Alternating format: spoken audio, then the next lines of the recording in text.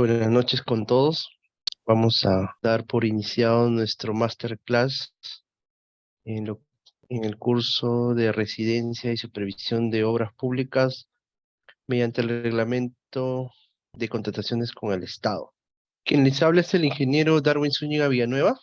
Vamos a llevar este curso, este taller de Residencia y Supervisión de Obras Públicas en el marco del reglamento de la Ley de Contrataciones con el Estado. Un poco para hablar de mi experiencia. Soy ingeniero civil, titulado y colegiado por la Universidad Nacional de Ingeniería. Mis conocimientos están basados en metodologías de gestión de proyectos como el PMBOK, del PMI, metodologías ágiles como Scrum, Kanban, Lean Construction y seguridad y salud en el trabajo. Cuento con una maestría en Dirección y Administración de la Construcción por la Universidad Nacional de Ingeniería y certificaciones internacionales en Scrum a través de la casa registradora CertiProf, una certificación en Project Management con Primavera P6 de Oracle, y recientemente he podido obtener una certificación de Project Management de la ISO 21502 a cargo de la casa certificadora GTA de Estados Unidos, ¿no? Actualmente estoy en proceso de certificación por el BID en una metodología de gestión de proyectos de PM4R. Mi experiencia profesional básicamente está enfocada a diversos proyectos en el ámbito nacional, carreteras, construcción, gran minería, que es lo que radica muy fuerte mi experiencia, tanto en unidades mineras muy grandes como Cerro Corona, Las Bambas, Santa Mina, en minería subterránea como Pallancata, Selene, Colpac, y también en algunas refinerías en el sector hidrocarburos, ¿no? Como La Pampilla y Cajamarquilla. También he podido participar en edificaciones, en el sector retail y también en el área agroindustrial en el proyecto Olmos, a realizar algunos trabajos de construcción en un fundo. Mis áreas de especialización están definidas ya a lo largo de mi experiencia, en oficina técnica, control de proyectos, residencia, supervisión y actualmente como project management de una empresa supervisora, ¿no? Los proyectos que he podido participar son del ámbito privado y también en el ámbito estatal o en el sector público, ¿no? Que es lo que va a radicar actualmente nuestro taller, ¿no? ¿En qué está enfocado? Vamos a enfocar el taller en la ejecución contractual de obras públicas. Vamos a enfocarlo a través del reglamento de contrataciones con el Estado. Vamos a ver algunos artículos del mismo reglamento que nos van a ayudar a entender un poco cómo gestionar un proyecto de obra pública que tiene diversos procedimientos, ¿no? Que están reglamentados. No es como el sector privado, si hacemos un símil o un comparativo, que tiene una forma peculiar de gestionar, y en cambio en el sector público ya está todo reglamentado a través de tiempos, tanto para el contratista, tanto para la supervisión, tanto para la entidad, que son los actores principales de una obra pública, ¿no? Y también están los otros agentes externos, como son el órgano de control interno, de repente de la entidad, y el usuario final, y también por ende la Contraloría General de la República, ¿no? Que es parte de de todos estos stakeholders que participan en una obra del sector. Nuestra exposición, nuestro taller va a estar básicamente enfocados en 6 puntos muy importantes: el marco legal, normativo, qué es lo que nos rige como obra pública, a qué estamos sujetos como obra pública, cuáles son las funciones de la supervisión y del residente de obra, ¿no? Son dos dos actores muy importantes en la ejecución contractual, y cada uno tiene sus funciones y responsabilidades. El expediente técnico de la ejecución de obra, ese documento que nos va a servir, ese documento técnico que nos va a servir para poder ejecutar el proyecto, ¿no? A cabalidad, ¿no? Algunas consideraciones previas al inicio de plazo de obra, acá vamos a diferenciar dos cosas, ¿no? El plazo de obra, ¿no? El plazo contractual de obra y el inicio de obra, ¿no? Que son totalmente diferentes. Vamos a ver también avances de obras, metrados y valorizaciones, ¿no? Cuántas valorizaciones se pueden generar en una ejecución contractual, cómo se gestiona eso por el residente, cómo lo gestiona el supervisor, y finalmente la parte que son más delicadas en una ejecución contractual de obras públicas es la ampliación de plazo y los adicionales de obra, ¿no? Estos son dos procedimientos que están bien marcados en los artículos 197, 198 con respecto a la ampliación de plazo y en los adicionales de obra en el artículo 205. Son los procedimientos que tienen más artículos, más numerales que sus predecesoras, ¿no? Por ende, le dan mucha importancia a a estos dos procedimientos, ya que eso va a definir o va a impactar, ya sea positivamente, ya sea negativamente, en el plazo del proyecto. Antes de iniciar nuestra charla, vamos a ver cómo está el sector público actualmente, ¿no? Cómo están los proyectos actualmente a través de un informe de la Contraloría, ¿no? Hace unos días atrás hubo una charla en el Colegio de Ingenieros del Perú, ¿no? Un congreso sobre juntas de resolución de disputas, y tocaron este punto, ¿no? Este punto de la Contraloría y de las obras paralizadas. Actualmente tenemos un alrededor de 1.700 obras paralizadas, ¿no? A corte de marzo del 2023. Esto está generando una inversión total de 22.000 millones de soles que están estancados, ¿no? Que están paralizados, que no están viendo sus frutos, sus resultados. Y todavía aún falta por ejecutar casi 10.700 millones de soles para poder activar estas obras que se están paralizando. Obviamente se paralizan por diversos motivos, ¿no? Muchos motivos que lo vamos a ver acá en este reporte que generó la Contraloría. Y es todo un tema, ¿no? Es todo un- una realidad que nos genera mucha suspicacia, nos genera mucha preocupación, ya que son proyectos que no están viendo los resultados adecuados, ¿no? ¿Por qué? Eso es lo que vamos a revisar, ¿no? Entonces, tenemos actualmente 1.700 obras paralizadas al corte del 2023. Ese reporte de Contraloría lo pueden descargar de internet, ¿no? Está publicado en internet para que puedan ver los detalles más específicos.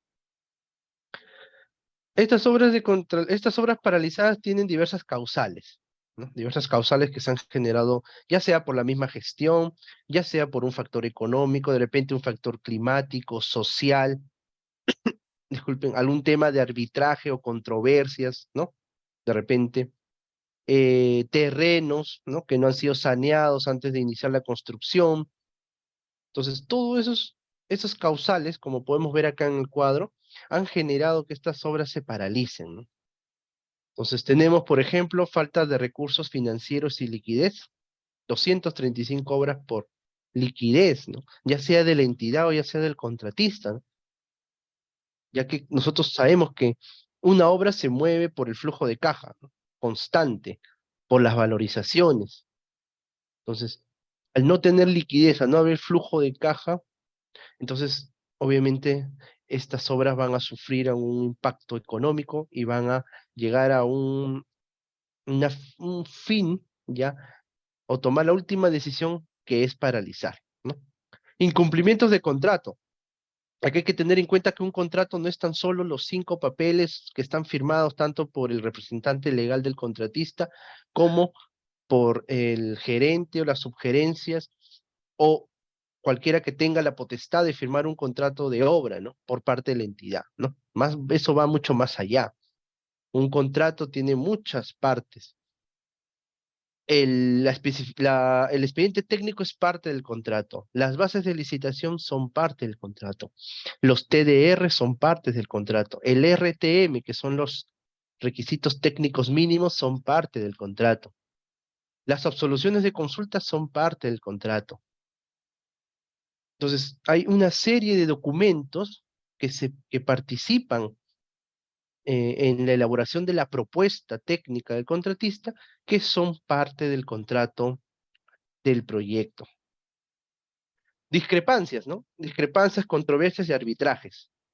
Entonces, estas controversias se surgen justamente a raíz de el mismo proceso de ejecución del proyecto, ¿no? Van surgiendo algunas dudas, no hay algunas decisiones que toma de repente el supervisor o toma la entidad, eh, son controversiadas por el contratista, ¿no? Entonces, si hay una junta de resolución de disputas instalada en el proyecto, tiene la potestad de poder resolver estas controversias, ¿no? Este mecanismo es mucho más ágil que un arbitraje, ¿no?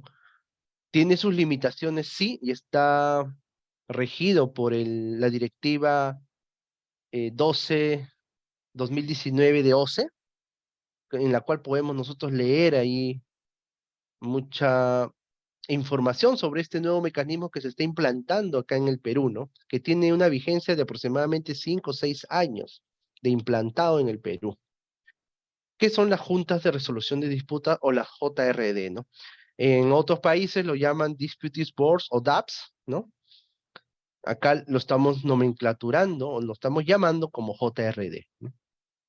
Es un mecanismo nuevo, como les comento, que tiene mucha utilidad si es que lo sabemos utilizar.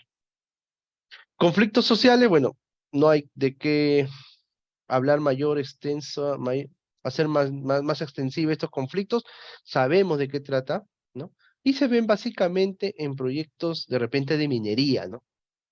Que se ha visto ahora último recientemente en Las Bambas, por ejemplo, pero hay unos proyectos también del sector público que son afectados por ellos.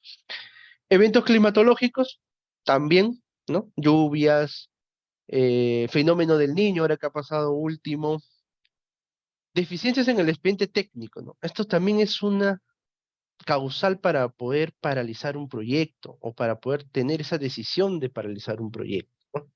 Hay mucha deficiencia en el expediente técnico, no se están cumpliendo lo que dice el Reglamento Nacional de Edificaciones, el Código de Electricidad, ¿no? La normativa de metrados, que es lo que rige en la parte técnica a los proyectos. Se está viendo mucha deficiencia en ello y ello genera que haya posibles adicionales de obra. Y estos adicionales de obra generan que haya posibles ampliaciones de plazo. Y todo este conjunto genera que el Estado desembolse mayor cantidad de dinero por estas deficiencias del expediente técnico, ¿no? Hay dos tipos de deficiencia, lo dice la ley de contrataciones con el Estado a través de su reglamento, ¿no? Hay omisiones, ¿no? Pueden ser omisiones parciales o totales, ¿no? Entonces, hay que ver ello también en, al momento de revisar el expediente técnico, ¿no? Abandono de obra, ¿no? El contratista ya no puede continuar ejecutando el proyecto y toma esa decisión, ¿no? Es una decisión radical, sí, ¿no? Porque esto obviamente va a involucrar muchos temas de penalidades, nuevamente otro proceso de licitación para poder eh, terminar el saldo que está restando. Entonces, es todo un tema esto del abandono de obra, ¿no? Falta de permisos y licencias y autorizaciones, ¿no? Algunos terrenos no están saneados, faltan algunos permisos, de repente restos arqueológicos. Entonces, todo ello también debe verse conceptualizado en la parte del planeamiento del proyecto, ¿no? Que eso está en el expediente técnico, ¿no? Estos permisos, licencias, solicitudes, de repente factibilidades de servicio, todo eso debe estar enfocado en el expediente técnico. Y ya en el proceso de ejecución, hacer viable estas consideraciones. Disponibilidad del terreno, interferencias y otros, ¿no? Entonces esto nos lleva a que hay un monto de 22.000 millones de inversión paralizado por diversas causales o diversas causales declaradas por la entidad. Esto está sacado del reporte del de la Contraloría General de la República, que ha sido el abril de 2023. Otro estado del arte que tenemos actualmente son las ampliaciones de plazo, ¿no? Hay que recordar que las ampliaciones de plazo tienen casi un porcentaje entre el 60 hasta el 70% de los arbitrajes actualmente, ¿ya?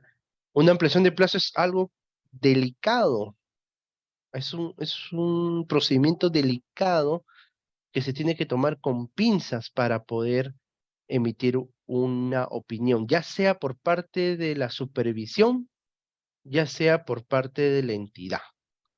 Porque el contratista lo puede simplemente o solicitar la ampliación de plazo que él crea conveniente, ¿no? Puede solicitar 50 días, 80, 90, 100, 200 días, según lo que él crea conveniente, lo puede solicitar. Está en nosotros, como supervisores o como parte de la entidad, poder evaluar estas ampliaciones de plazo. Y hay irregularidades, ¿no? Una ampliación de plazo tiene todo un procedimiento, está debidamente normado a través del 198, el artículo 198. Entonces, debemos seguir a cabalidad ese procedimiento para que nuestra ampliación de plazo no se caiga o no rebote o finalmente no nos concedan por algún tema de forma en vez del fondo, ¿no? Entonces, irregularidades en ampliaciones de plazo causaron 126.000 soles de perjuicio, ¿no? ¿Qué quiere decir eso? Al emitir una ampliación de plazo, estás eh, dando mayor tiempo de ejecución de obra, encima estás pagando mayores gastos generales variables al contratista y le estás eximiendo de penalidades. Entonces ahí estás un poco, si no se analiza bien estas ampliaciones de plazo, vamos a causar un perjuicio a la entidad. Por ejemplo, ¿qué nos dice acá esta ampliación de plazo? Que hay un perjuicio de 126.000 soles, se evidenció ampliaciones de plazo 1, 2 y 3, fueron aprobadas por supuestos atrasos, no atribuidos al contratista, pero esta no le correspondía, ¿no? Hay que recordar, y hay que hacer acá citando la normativa, ¿no? El 197, cuáles son las causales de ampliación de plazo, ¿no? Una de las tres causales son justamente causas no atribuibles o paralizaciones no atribuibles al contratista. El segundo es por la ejecución de un adicional de obra. Y el tercero es por la ejecución de mayores metrados en contratos de precios unitarios, ¿no? Hay tres causales bien puntuales, ¿ya? Hay tres causales puntuales y esto siempre se va a dar o se va a conceptualizar una ampliación de plazo si es que afectase la ruta crítica del proyecto, ¿no? Entonces, ese es el primer requisito. Si no afecta la ruta crítica, no estaríamos hablando de ningún tipo de ampliación de plazo. Y también he podido participar en una charla técnica donde estaban hablando de una cuarta causal de ampliación de plazo.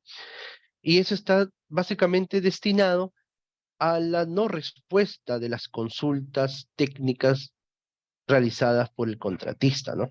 Entonces, hay que tener en cuenta que también para dar respuesta a una consulta del contratista hay ciertos plazos, ¿no? Donde intervienen el supervisor y también interviene la entidad.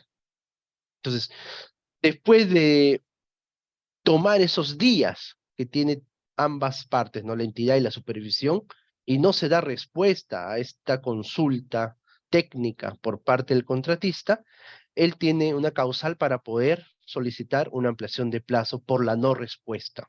Entonces, eso también es una cuarta, lo están evaluando, porque eso también puede ser parte de la primera, ¿no? De la primera causal. Si no se los comento, porque ha habido ya una charla técnica que está viendo ello como una cuarta causal. Bueno, igual acá, una ampliación de plazo regular en obra, ¿no? Que tiene un perjuicio superior a los 522.000 soles, ¿no? Hay que recordar también que la ampliación de plazo tiene un sustento, ¿no? Tiene un sustento técnico por el supervisor y también tiene un sustento técnico por la entidad. Esto está regido por el reglamento de la Ley de Contrataciones con el Estado. Y cuando de aprobarse una ampliación de plazo, nosotros tenemos como contratista, genera su valorización por mayores gastos generales variables, ¿no? Por ese días que han solicitado la ampliación o que se le ha concedido la ampliación. Entonces, hay que, hay que tramitar esa valorización y encima le vamos a pagar esa valorización. El Estado va a pagar la valorización por esa ampliación de plazo. Alertan deficiencias en aprobación del adicional de obra del proyecto Puyango Tumbes, ¿no? Acá también otro de los procedimientos delicados que se tiene son los adicionales de obra. Los adicionales de obra también tienen un proceso, está regido en el artículo 205 del reglamento y nos dice cómo se inicia un adicional de obra, ¿no? En qué momento interviene la supervisión, en qué momento el contratista presenta su informe, en qué momento la entidad tiene que responder emitiendo un acto resolutivo de este adicional de obra. ¿Qué pasaría si la supervisión observa ese adicional de obra, ¿no? ¿Cómo se generan esos tiempos? Todo ello está en el reglamento y también está en la opinión 107/2022, no me equivoco, en la 107/2022, donde te da mayor luces al momento de que un adicional de obra es observado por la supervisión, ¿ya? Entonces hay que leer esa opinión, a ver, un momentito, déjenme ver por favor aquí. Ya. Es la opinión 107/2021. Y para las ampliaciones de plazo, hay que leer la opinión 11/2022. 11/2022 para las ampliaciones de plazo y la 107/2021 para los adicionales de obra. Son dos opiniones muy importantes para gestionar estos dos procedimientos de ampliaciones tanto de ampliaciones como de adicionales. Los invito a leer, los invito a leer esas dos opiniones que son importantísimas. El marco legal, ahora ya entrando netamente a nuestra exposición, habiendo hecho este recuento de cómo está actualmente nuestros proyectos, el marco legal que vamos a utilizar uno es el Código Civil y la Constitución Política del Perú, ¿no? Que engloba o está por encima de las otras normativas. La segunda normativa es la Ley 3225, que es la Ley de Contrataciones con el Estado, y su reglamento, ¿no? El Decreto Supremo 344/2018, ¿no? El reglamento de la ley. Y actualmente tiene una modificatoria, que es la 234/2022, la reciente, ¿ya? La reciente. También otra de las normativas, esos son en el tema legal, en el tema normativo. En el tema técnico, ¿ya? En el tema técnico, tenemos el Decreto Supremo 1179-C, ¿no? Que es básicamente regula las fórmulas polinómicas, las amortizaciones y las valorizaciones que se puedan dar con los reajustes. Esa normativa es para ello. Tenemos la normativa de la RD 073/2010, que es la norma técnica de metrados para obras de edificaciones y habilitaciones urbanas.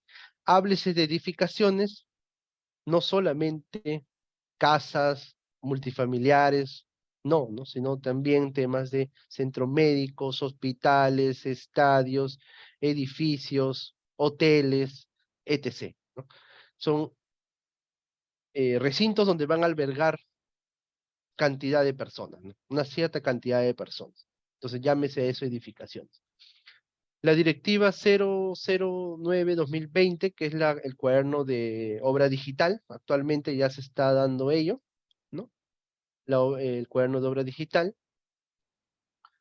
No se ha relegado del todo el cuaderno de obra físico, ¿no? Porque en algunas zonas del Perú, donde se están ejecutando proyectos, no llegan todavía el Internet a cierta magnitud como la tenemos en Lima. Por ende, se sigue utilizando todavía este mecanismo de cuaderno de obra en físico, ¿no? Es válido. Tenemos también la Directiva 12-2019 que regula las funciones, las responsabilidades, los alcances de la Junta de Resolución de Disputas, ¿no? Como les comenté, es un mecanismo nuevo, actualmente es un mecanismo nuevo que se están implementando en las obras para poder resolver estas controversias en el menor tiempo posible, ¿no? Pueden ser desde 30 hasta 60 días para resolver una controversia y no ir a un arbitraje, ¿no? Que demora 2, 3 años los arbitrajes. Entonces, con esto estamos dando mayor agilidad, mayor fluidez a los posibles problemas que puedan generarse dentro del proyecto, ¿no? Otro marco normativo o técnico normativo también son las directivas, las opiniones y las bases estándares del OCE, ¿no? Siempre vamos a tener que ver mucho las opiniones de OCE, ¿no? Hay opiniones muy interesantes que nos van a ayudar a poder esclarecer el panorama que estemos analizando, ¿no? Por ejemplo, las ampliaciones de plazo con esta opinión 11-2022, el tema de las adicionales de obra con esta opinión 107-2021, que te ayudan a dilucidar algunas dudas que deja el vacío en la normativa, en el reglamento, ¿no? Otros, otros documentos de carácter técnico, el Reglamento Nacional de Edificaciones, el Código Nacional de Electricidad, ¿no? Acá también vamos a ver, dependiendo de qué tipo de proyecto estemos o de qué tipo de proyecto estemos gerenciando, estemos participando, vamos a ver algunas normativas mucho más específicas, ¿no? Por ejemplo, actualmente estoy en un proyecto de salud, ¿no? En un centro médico, estamos construyendo un centro médico. Entonces, este proyecto de salud se rige bajo la normativa técnica de salud, ¿no? La NTS 112, 113, 110. Entonces, allí está una normativa para este proyecto en específico. Entonces, ¿por qué? Porque un centro de salud o un hospital o cualquier establecimiento va a pasar por un proceso de categorización. Entonces, este proceso de categorización está normado en estas normas técnicas de salud. Eh, Vamos a ver ahora estos dos actores principales, ¿no? Que son el residente de obra y el supervisor de obra, ¿no? El residente de obra es un ingeniero, un arquitecto, ¿no? Que tiene una cierta cantidad de experiencia que va acorde con los TDR, ¿no? Entonces, tiene que tener mucha experiencia en el sector. Si estamos hablando en este caso de un proyecto de centros médicos, tiene que haber generado hospitales, de repente centros médicos, algunos establecimientos de salud, como obras específicas y también como obras generales, todo lo que puede haber eh, acumulado como experiencia, ¿no? El residente de obra es el responsable técnico de la obra. ¿Ya? Es el responsable técnico, él es el que presenta las valorizaciones, genera las consultas, llena el cuaderno de obra, eh, está al pendiente del ingreso de materiales, de la calidad de los materiales, del proceso que se está ejecutando en campo. Tiene algunas limitaciones, como por ejemplo, no puede modificar el contrato, ¿no? No puede modificar el contrato un residente de obra. Esto lo hace el representante legal, ¿no? Tan solo puede estar prestando servicios en una obra, ¿no? No puede estar en diversos proyectos como residente, porque eso va en contra de la normativa. ¿Cuáles son sus funciones del residente, ¿no? De este personaje o de este actor principal de estos proyectos, ¿no? Verificar y validar el proyecto de ejecución de la obra, ¿no? Valorando las modificaciones que considere oportuna, de acuerdo con el propietario de la obra, ¿no? Entonces acá, él es el que va a generar, va a validar el cronograma, va a realizar el seguimiento a su cronograma, el control, ¿no? Del proyecto, verificar el cronograma de la obra y el cumplimiento de los plazos del mismo. Entonces, acá hay diversos cronogramas que se van generando a lo largo de un proyecto, ¿no? No, el cronograma no es estático, ¿no? Sino que va sufriendo una variación a lo largo del proyecto con las modificaciones que se estén aprobando, ¿no? Generamos un cronograma de línea base con el cual empezó el proyecto, y estos se van a ir generando o actualizando conforme vaya avanzando. Ampliaciones de plazo que afecten al cronograma, se actualiza el cronograma. Adicionales de obra que afecten al cronograma, se actualiza. De repente hay una reducción de metas o de alcances, también actualizamos el cronograma. Eh, de repente también no estamos llegando, el contratista no está llegando a los porcentajes mínimos que solicita el reglamento, ¿no? Que es el 80%, ¿no? Del avance acumulado programado. De repente no está llegando a esos porcentajes. Entonces, a solicitud del supervisor, puede actualizar su cronograma con el fin de que pueda realizar un mejor desenvolvimiento, o que pueda reflejar el verdadero avance del proyecto, ¿no? Si este ya cae en una primera vez, se le está pidiendo un cronograma acelerado, ¿no? Un cronograma acelerado. Cronograma acelerado va a generarse solamente con fines de control, ¿no? Con fines de llevar el control de las partidas para que se pueda llegar a la meta, ¿no? Al fin del proyecto. Más no va a ser utilizado para análisis de curva S, no va a ser utilizado para ampliaciones de plazo, ni nada por ello, ¿no? Tan solo es un control interno para poder llegar a la meta. ¿Qué pasa si caemos por debajo del 80% de este cronograma acelerado? Entonces, la supervisión emite un informe advirtiendo ello a la entidad. Y la entidad tiene la potestad de poder realizar una intervención económica o una resolución de contrato, ¿no? Con cumpliendo con lo que dice la normativa, sin apercibimiento del contratista. Entonces, no es cosa ligera no estar al pendiente del cronograma de obra, ¿no? Tenemos que cumplir con lo que dice el cronograma Gantt y también con lo que dice el cronograma valorizado, ¿no? Que es lo que se refleja justamente estos avances. Controlar que la empresa que ejecuta los trabajos cumpla estrictamente los diseños y especificaciones técnicas del proyecto, ¿no?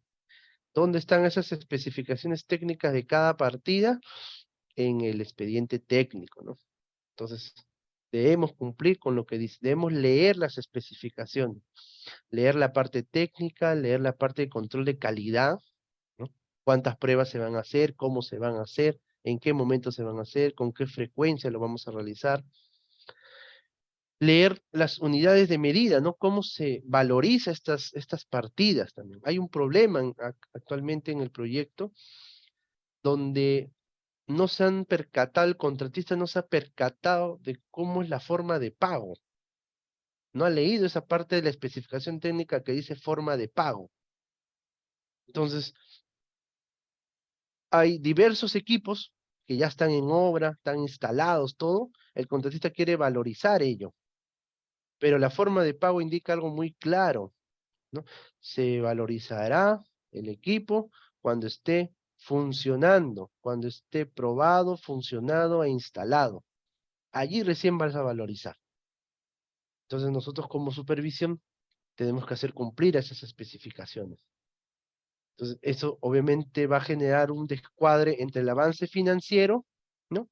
Y el avance ejecutado, ¿no? o que no se va a reflejar. Entonces, hay que leer estas especificaciones técnicas para poder realizar una buena propuesta, ¿no? Eso ya viene desde la propuesta. sea, hay soluciones para ello, sí, hay diversas soluciones para ello, que la vamos a ir comentando a lo largo de de la exposición, del taller.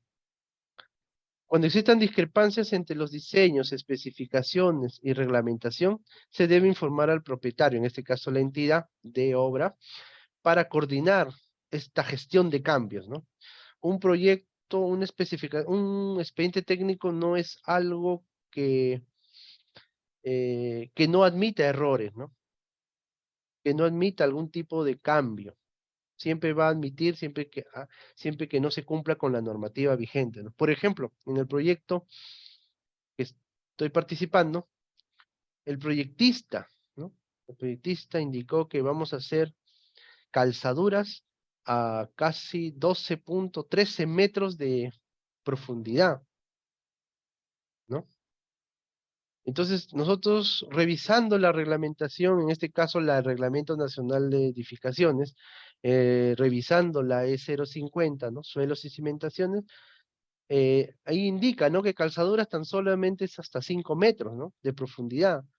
A 12.5, 13 metros ya no tiene mayor sentido realizar calzaduras, ¿no? No es una práctica constructiva, ¿no? No tiene constructabilidad, que le dicen.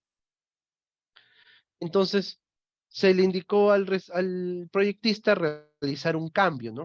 Realizar un cambio. En vez de calzaduras hasta 13 metros, mejor vamos a hacer muros pantalla, ¿no? Muros pantalla, muros anclados, ¿no? Hasta los 13 metros. Y eso sí funciona, eso sí trabaja. Entonces, eso es lo que se realizó, ¿no? Eso es lo que se realizó. Obviamente, el proyectista tuvo que estar de acuerdo para hacer el cambio, ¿no? Porque el único que cambia las especificaciones técnicas es el proyectista, porque es el dueño del proyecto. Y buscar al proyectista, hacerle entender que su diseño es erróneo, presentarle los nuevos planos o que genere los nuevos planos, iban a demandar un poco de tiempo. Entonces, nosotros proactivamente, tanto el contratista elaboró a través de su empresa especializada los planos para mostrarle justamente al proyectista y él pueda eh, dar visto bueno a estos planos y poder ejecutar en campo. Acá que se generó, un expedientillo, ¿no? Ese expedientillo es de un adicional deductivo, ¿no? Un adicional deductivo de obra número 1, ¿no? Adicional, ¿por qué? Vamos a instalar una nueva estructura, que son los muros anclados, y deductivo, ¿por qué? Porque vamos a quitar las calzaduras, ¿no? Y todo lo que involucre. Aprobar los inicios de los trabajos a ser ejecutados controlando la calidad de los mismos. Una vez concluido, emitir las correspondientes certificaciones autorizando el pago de las mismas. Verificar el cumplimiento de la normativa vigente en temas de seguridad, ¿no? Y salud en el trabajo. Verificar la normativa laboral vigente y el cumplimiento de las normativas municipales, ¿no?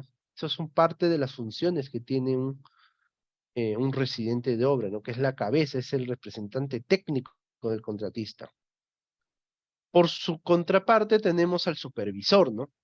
El supervisor es un actor que está permanentemente en obra y representa a la entidad en obra, ¿no? Es parte, se puede decir que es parte de la entidad que está destinado a obra. Entonces, este supervisor es un profesional, es un funcionario, es un servidor de la entidad, puede ser una persona natural o jurídica, ¿no? O sea, una empresa, o puede ser una persona, un ingeniero, un arquitecto, ¿no? Dependiendo de la magnitud del proyecto, ¿no? El perfil que se establezca para el inspector en la convocatoria cumple al menos con la experiencia y calificaciones del residente, ¿no? O sea, tienen un perfil o un CV casi los dos equiparados, ¿no? En temas de cumplir con la convocatoria de este tipo de actor, de este supervisor, ¿no? Es una persona natural o el jefe de supervisión en caso sea una persona jurídica, no puede prestar servicios en más de una obra a la vez, ¿no? Tiene que estar permanentemente en campo, tiene que estar permanentemente en obra, tiene que estar coordinando directamente con con el contratista, en este caso con el residente, ¿no? ¿Cuáles son sus funciones? Tiene una infinidad de funciones, ¿no? Va más allá del tema técnico, también tiene un tema administrativo, un tema legal. Vamos a verlo ahora, ¿no? Entonces, el supervisor controla los trabajos efectuados por el contratista, ¿no?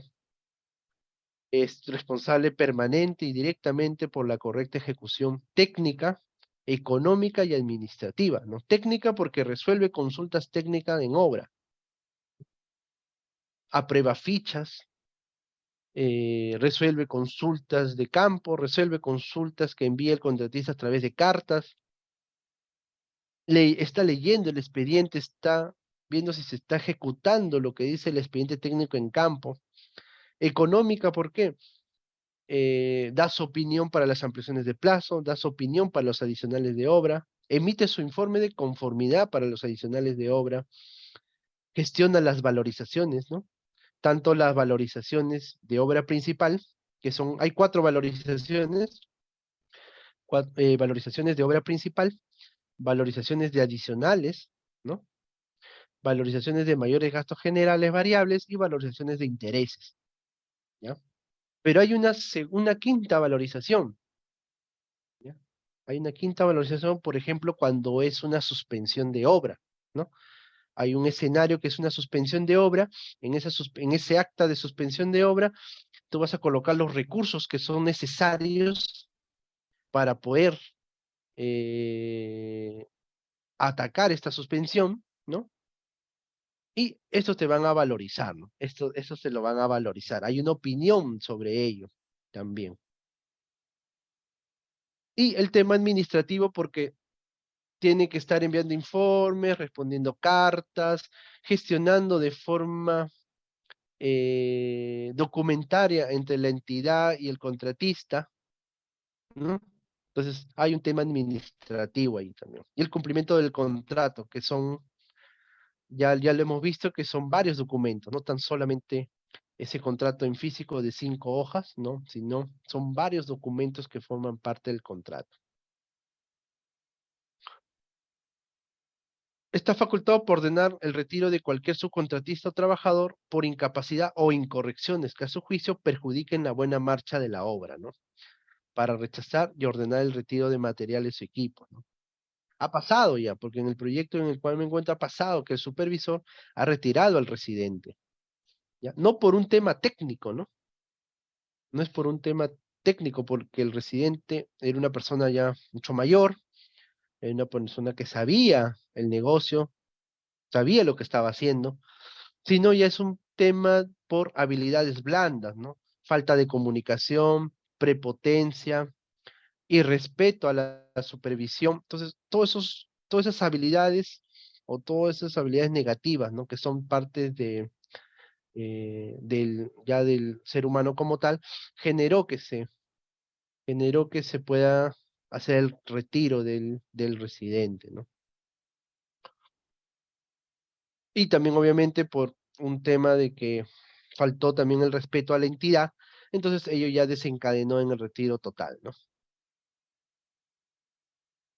¿Cuáles son las funciones del supervisor de obra? Ah, primero, control del precio, ¿no? Gestiona los adelantos, ¿no? Hace una gestión de las amortizaciones, ¿no? De los adelantos, ¿no? Tenemos dos tipos de adelanto, ¿no? El adelanto directo y el adelanto por materiales, ¿no? Entonces, cada uno tiene una forma peculiar de cómo solicitarlo y cómo se amortiza también en las valorizaciones estos adelantos, ¿no? Avances de obras, ¿no?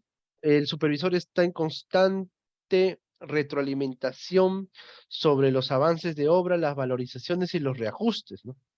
Eh, el contratista presenta su valorización a fin de mes, ¿no? A fin de mes presenta su valorización, que tiene una serie de documentos, y el supervisor hace la revisión de dichos documentos, hace cálculos para ver si los reajustes son los correspondientes, se están tomando los índices unificados que deberían ser, ¿no? Están realizando los reajustes, se están realizando las amortizaciones, si los metrados corresponden a lo que se está ejecutando en campo, todos esos temas están vistos por el supervisor de obra, ¿no? Adicionales y deductivos, adicionales de obra, deductivos de obra también hay, y hay también deducciones, ¿no? ¿No? Hay deducciones, por ejemplo, deducciones por reintegros que no te corresponden por el adelanto directo, deducciones por reintegros que no te corresponden por el adelanto en materiales, ¿no? Mayores gastos generales si acaso hubiera una ampliación de plazo, y finalmente la liquidación del contrato, ¿no? Donde ese es un match total del proyecto para ver cuáles son los saldos, ¿no? Si hay un saldo a favor del contratista o hay un saldo a favor de la entidad. Entonces, eso es en el tema, en el control económico. En el control del plazo, ¿no? Si ahora lo hacemos un símil con estos estándares de gestión de proyectos con el PMBOK, podemos decir que este control de precio es un control de costos, ¿no? Pues acá podemos indicar que esto es un control de costos, ¿no? Un control de costos. El control de plazos está direccionado al control del cronograma, ¿no? La gestión del cronograma, la gestión del tiempo. Acá, ¿qué vamos a controlar? El cronograma. Vamos a calcular los índices, ¿no? De un cronograma, ¿no? El ICP, el SPI, el CPI, ¿no? Si tenemos la documentación del caso, podemos calcular un CPI, pero si tenemos tan solamente información de campo, podemos calcular un SPI, ¿no? Tan solo ello, ¿no? Y algunas proyecciones, ¿no? Que se puedan tener con respecto al PMBOK, ¿no? El ETA, el BAC, el TCPI y otras proyecciones que nos indican esta metodología de gestión, ¿no?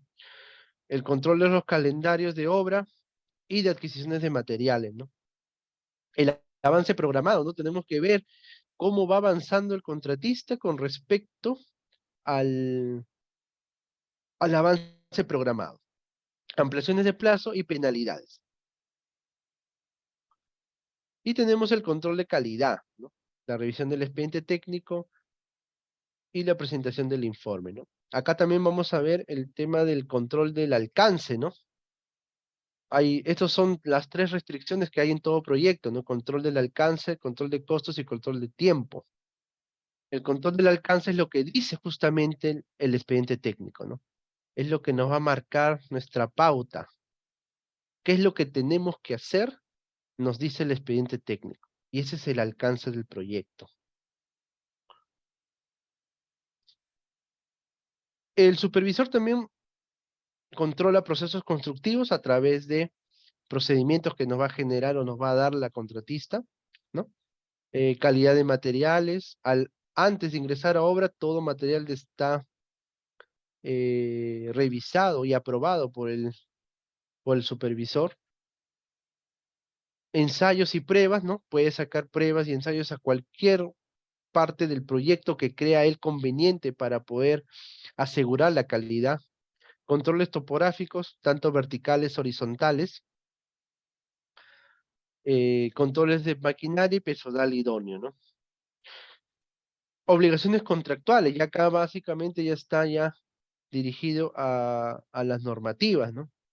Impacto ambiental, permisos y licencias, relación con la población que está viéndose afectada en el área de influencia directa, como también de repente en el área de influencia indirecta, ¿no? Del proyecto. Restos arqueológicos a través de estos certificados del CIRA, ¿no? Que deben estar debidamente gestionados. También los permisos vehiculares o viales, ¿no? Que se hay que generar ante la Municipalidad de Lima. Informes, ¿no? Informes quincenales, mensuales, semanales, informes informe de conformidad del adicional, la opinión para una ampliación de plazo, todo esto de acá, ¿no? Todas estas obligaciones contractuales, ¿no? Y utilizar el cuaderno de obra, en este caso digital. Vamos a entrar ya a nuestra segunda, a nuestro tercer punto, que es el expediente técnico de obra, ¿no? Ya hemos visto ahora dos actores principales, que en este caso es el residente y es el contratista. Es el residente, disculpe, y el supervisor. Y también está el actor principal o uno de los stakeholders, la entidad, ¿no? La entidad, a través de sus funcionarios. Y otro de los actores es el proyectista, ¿no? La persona que ha elaborado el expediente técnico, la persona que ha conceptualizado la idea y lo ha plasmado en un documento y es lo que se está ejecutando. Entonces, este expediente técnico es un documento muy importante que debemos leerlo en su totalidad para poder hacer una gestión de proyectos, tanto por parte del contratista, tanto por parte del supervisor, ¿no? Porque de ahí va a salir las tres restricciones, ¿no? O la triple restricción. Va a salir el alcance, va a salir el tiempo y va a salir los costos, ¿no? Entonces, este expediente técnico es un conjunto de documentos de carácter técnico-económico que permiten la adecuada ejecución de una obra. Comprende memorias descriptivas, leer, ¿no? La memoria descriptiva, las especificaciones técnicas, los planos, los metrados, el presupuesto de obra, el valor referencial, la fecha del presupuesto, ¿no? ¿Cuándo fue ejecutado ese presupuesto? Porque eso nos va a servir como la línea base, ¿no? Para calcular nuestros índices unificados base del proyecto. Análisis de precios, fórmulas polinómicas, ¿no? Que están regidos por el DS01179BC, ¿no? Ahí vamos a ver las fórmulas polinómicas. Y los calendarios de avance de obra valorizado, ¿no? Está el CAO, que es el calendario de avance de obra, está el GAN, ¿no? Está también están los calendarios de adquisición de materiales, adquisición de equipos, ¿no? Esos son los cuatro calendarios y o cronogramas que se tienen en todo proyecto y que nos van a servir para calcular nuestras amortizaciones o para solicitar nuestros adelantos. Y también complementando ello están los estudios geológicos, suelos, ambientales y otros, ¿no?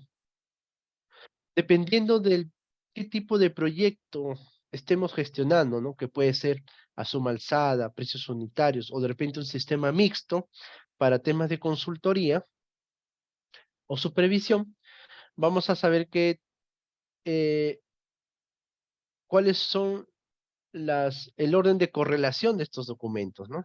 Entonces acá tenemos en cuenta que en una suma alzada lo que prevalece son los planos, ¿no? Los planos son los que prevalecen allí. Después las especificaciones, las memorias y el presupuesto, ¿no? Entonces tenemos que hacer un match entre todos estos documentos, correlacionarlos, ¿no? Para ver si hay algún tipo de omisión, ¿no? Hay un tipo de omisión total o un tipo de omisión parcial, ¿ya? Entonces eso hay que ver, eso hay que analizar. El expediente técnico de obra es elaborado por un consultor de obra de la especialidad o de las especialidades que correspondan, ¿no? Puede ser hecho por la misma entidad a través de una administración directa o puede ser hecho por un externo, ¿no? Un consultor externo, o también llave en mano, ¿no? Que lo puede realizar el mismo contratista para poder justamente tener ya el proyecto en su totalidad, ¿no? Hay que tener en cuenta acá que el contratista debe tener un registro de consultor. Hay dos tipos de expediente técnico, en un expediente técnico el original, ¿no? Con el cual licitas, con el cual presentas tu propuesta técnica, ¿no? Con el cual tiene un tiempo, con el cual tiene un costo, ¿no? Entonces, alguna vez preguntaron si se puede modificar el tiempo que está previsto para la ejecución del proyecto, ¿no? El tiempo que está previsto en el expediente técnico, ¿no? Para la ejecución del proyecto. ¿Se puede modificar ello? Consultaron, ¿no? Y la respuesta es no, pues, no se puede modificar, ¿no? Si el proyecto indica que se tiene que realizar en 200 días, 200 días es lo que se va a realizar el proyecto, ¿no? No es modificable eso. El expediente técnico original es el que aprueba la entidad con anterioridad al inicio de obra, ¿no? Es a través de un acto resolutivo, obviamente, ¿no? A través de un acto resolutivo. Y hay un expediente adicional, ¿no? Entonces, los adicionales de obra tienen sus propios expedientillos, ¿no? Tienen sus propias memorias, tienen sus propios cronogramas, especificaciones, fórmulas polinómicas, metrados, planos, ¿no? Tiene su propia, es un expediente técnico de, de un adicional de obra, ¿no? Lo elabora el contratista, emite su conformidad el supervisor a ese expediente técnico.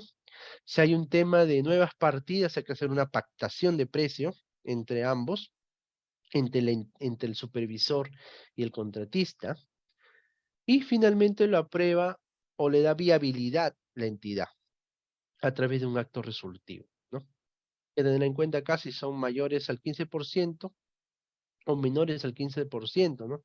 Si son mayores, ya la aprobación va por tema de Contraloría. Si es menor al 15%, solamente la entidad puede emitir un acto resolutivo aprobando dicho adicional de obra, ¿no?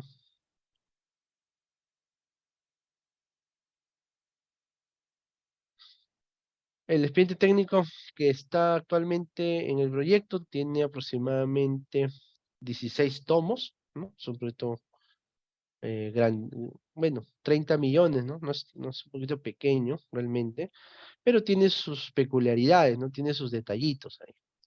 Tenemos especialidades como estudio de suelos, topografía, arquitectura, estructura, sanitarias, eléctricas, mecánicas, seguridad, TIC, equipamiento y costos y presupuestos, ¿no? Arquitectura es un centro médico, tiene una arquitectura, un plan, ¿no? Un plan funcional para el tema de salud, ¿no? Cumple con la normativa, la NTS 013, 012, ¿no? Para una categorización, ¿no? Eh, Estructuras, ¿no? A través de un sistema mixto, un sistema en el cual está dado por columnas, placas, losas macizas, ¿no? Instalaciones sanitarias a través de tuberías de cobre. Tiene un cuarto de bombas donde están todas también tiene una cisterna de agua contra incendio, una cisterna de agua cruda, ¿no? Un sistema para el bombeo de desagüe, todo un sistema de agua contra incendio para este proyecto, ¿no? Instalaciones eléctricas también de baja, media tensión. Tenemos ascensores. En eléctricas tenemos calibres de cable desde los 4 milímetros hasta los 120 milímetros, 175 milímetros, tableros, instalaciones mecánicas, ¿no? Tenemos todo un sistema de, de aire acondicionado a través de condensadores muy grandes, ¿ya? Ascensores, grupos electrógenos y todo ello, ¿no? Seguridad, no seguridad ocupacional, ¿no? Sino seguridad en el tema de INDECI, ¿no? De defensa civil, ¿no? Tenemos ahí muros cortafuego, puertas cortafuego y todo ello, ¿no? Tecnología de la información, todo un sistema de comunicación satelital entre una y otras sedes de la municipalidad, ¿no? Y finalmente el equipamiento médico, ¿no? Equipamiento médico que tiene una inversión casi de 3 millones de soles para este proyecto, ¿no? Costos y presupuestos donde están todo el tema de análisis, metrados, cronogramas y todo lo que tenga que ver. Iniciando el plazo de ejecución de obra, iniciando el plazo de ejecución de obra, hay un procedimiento muy importante, ¿no? Que es la revisión del expediente técnico, ¿no? Esta revisión del expediente técnico lo realiza el contratista, ¿no? El contratista tiene 15 o 30 días para poder hacer esta revisión del expediente técnico. 15 días, ¿por qué? Si el plazo contractual es menor a 120, o sea, 4 meses. Y si es más de 4 meses, tiene 30 días, ¿no? Entonces, ¿qué es lo que hace allí? Hace toda una revisión del expediente, hace toda una compatibilización, detecta posibles adicionales, detecta posibles paralizaciones, detecta algún error del expediente técnico, de repente no está cumpliendo con alguna normativa, eh, detecta posibles riesgos al momento de su ejecución, ¿no? Que no se han previsto en la gestión de riesgos. Acá faltó, acá en este tomo faltó uno de los tomos que está metido en este de costos y presupuestos, que es la gestión de riesgos. Ya es un estudio, es un informe que ya están siendo introducidos en el expediente técnico, la gestión de riesgos. Entonces, el contratista hace una revisión al expediente, ¿no? Dentro de los 15 o 30 días, dependiendo de su plazo. Y de igual forma, ese expediente o esa compatibilización que ha hecho lo emite a la supervisión. La supervisión lee ese informe y también complementa, ¿ya? Complementa lo que el contratista ha escrito, ¿no? Complementa. Y tiene 7 a 10 días, ¿no? Va a depender también del plazo de ejecución, ¿no? Del plazo de ejecución de obra. Y toda esa información, toda esa revisión, se lo transmiten a la entidad, ¿ya? A la entidad. ¿Con qué fin? Con el fin de prever, ¿ya? Con el fin de ser más proactivos, no ser reactivos, sino proactivos, con el fin de prever algún tipo de adicional, con el fin de prever algún tipo de repente, de riesgo que puede impactar directamente en la ejecución. Entonces, es un documento, es una revisión del expediente técnico de obra. Ya tenemos algunos plazos bien marcados, 15 a 30 días, dependiendo si es mayor o menor o mayor a 120. Para el contratista y para el supervisor tiene entre 7 a 10 días. Ahí está la revisión del expediente técnico. 15 días calendario estamos hablando, ¿no? 15 días calendarios. ¿Qué es lo que tenemos que revisar? Compatibilización entre las especialidades, ¿no? Bueno, en este caso nosotros hemos utilizado BIM, ya hemos hecho un modelamiento en BIM, en Revit, ¿no?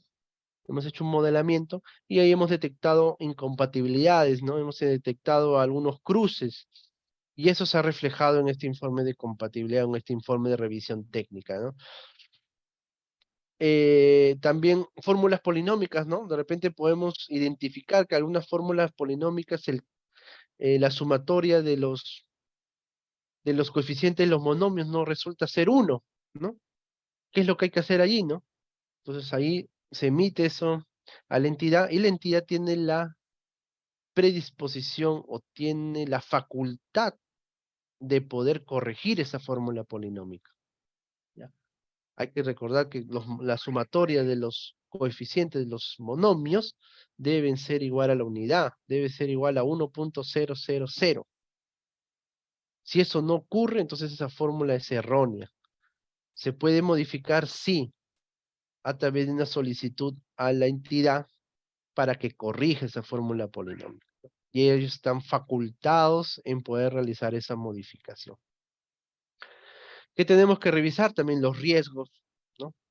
Hay algunos riesgos que no están incluidos en el contrato ni en la gestión de riesgos. Eso también tenemos que revisar. Si hay mayores metrados, posiblemente hay mayores metrados, tenemos que revisar también planos, diseños, ¿no?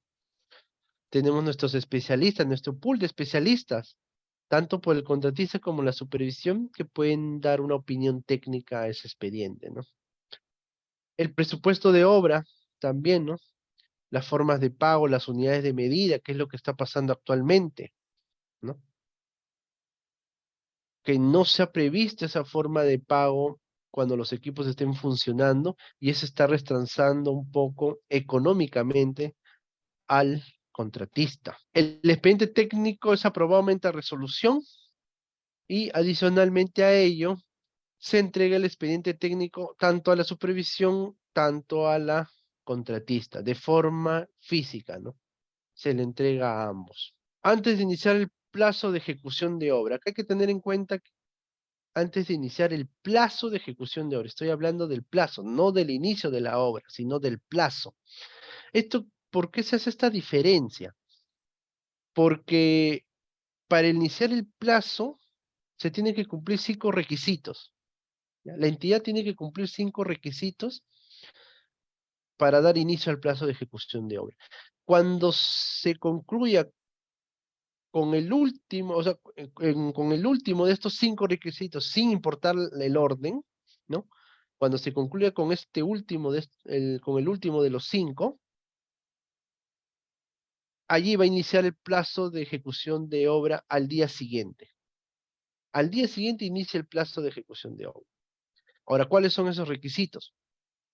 Uno, primero que la entidad notifique al contratista quién es el supervisor, ¿no? Esto lo hacen dentro de los 15 días después de la suscripción del contrato, ¿no? El contratista y la entidad suscriben un contrato, perfeccionan ese contrato y después de ello se tiene que aplicar este artículo, ¿no? El inicio del plazo de ejecución de obra. Entonces, ¿qué nos dice? El inicio del plazo de ejecución de obra rige desde el día siguiente de que se cumplan las siguientes condiciones. Del que se cumplan el último de estos 5, sin importar el orden, pero que se cumplan el último de estos 5. Uno, que la entidad notifique quién es el supervisor, ¿no? Al contratista. ¿Sabes qué? El supervisor es tal persona. ¡Pum! Ya le notificó. Dos, que se haya hecho la entrega parcial o total del terreno, ¿no? Ahora, ¿de qué va a depender si es total o parcial? Eso lo va a indicar en las bases de licitación. En las bases de licitación se indica si el proyecto se va a entregar parcialmente, el terreno se va a entregar parcialmente o se va a entregar total, ¿no? Sabes que toma el terreno en su totalidad y acá ya lo trabajas tú. Entonces, eso es en las bases de licitación. 3, el calendario de entrega de materiales. Si esto aplica cuando es un saldo de obra, ¿no? Si es un saldo de obra, hay materiales que se han quedado a potestad o a custodia de la entidad. Y si después de hacer todo un proceso de licitación, ¿no? Este saldo de obra ya se tiene un nuevo postor, entonces la entidad le va a indicar a este nuevo postor que los materiales te voy a ir entregando en tal fecha, ¿no? En tal fecha, tal material te voy entregando para que lo apliques o lo instales en en este saldo que está restando. Esto aplica cuando son saldos de obra.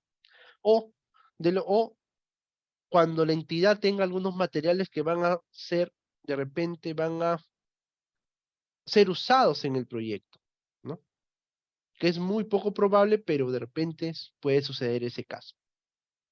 Que la entidad haya entregado el expediente técnico completo al contratista, ¿no? Y finalmente que se le otorgue al contratista el adelanto directo. Entonces, ¿cuál de estos 5 va a marcar el tiempo? Los 15 días, el último, ¿no? El último es el que va a marcar el tiempo, ¿no? Cuando se le entrega el adelanto directo, porque es un procedimiento. ¿Ya? Es un procedimiento. Este adelanto directo lo solicita el contratista después de suscrito el, después de haber suscrito el contrato, ¿ya? El contratista para el adelanto directo lo solicita dentro de los 8 días siguientes, ¿no? De suscrito el contrato. Y la entidad tiene 7 días para abonar ese adelanto directo. Con respecto a ello, el artículo 180, clases de adelantos, ¿no? En el reglamento indica 2 tipos de adelanto. El adelanto directo, que es un 10%, y el adelanto de materiales, que es un 20%, ¿no? Entonces, total se puede generar un 30% como adelantos para el contratista. Previa presentación de cartas fianzas y previa presentación eh, del comprobante de pago, ¿no? Que en este caso es una factura. Pero ahora con este decreto supremo, el 234/2022, con esta modificatoria, ¿ya? Se ha añadido uno más, ¿no?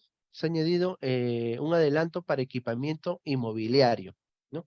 Que están básicamente dirigidos a proyectos que su mayor inversión son equipamientos, por ejemplo, centros médicos, ¿no? Este centro médico actual en el cual estoy participando tiene 3 millones en equipamiento, del total de 30 millones. Entonces, es un porcentaje que sí amerita un adelanto, ¿no? Con esta modificatoria, ahora entre el material y el equipamiento tenemos un 20% de adelanto, ¿no? Un 20% de adelanto del monto contractual original, ¿no? Entonces sigue siendo el mismo monto máximo, que es un 30%.